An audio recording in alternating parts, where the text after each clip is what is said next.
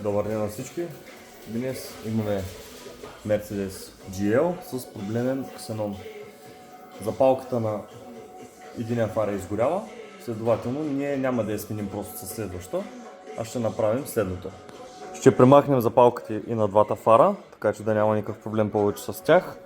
И ще сложим LED кружки, които се хващат директно, когато запалиш колата, да се светват. Това не са автоматични фарове, просто са заместители, когато запалката изгори на даден ксенон. Дали ще е на Mercedes, BMW, няма значение. Тази процедура сме я правили много пъти, може да проверите и другите видеа, но сега ще ви покажа как ще стане и тази. Ето го крайния резултат.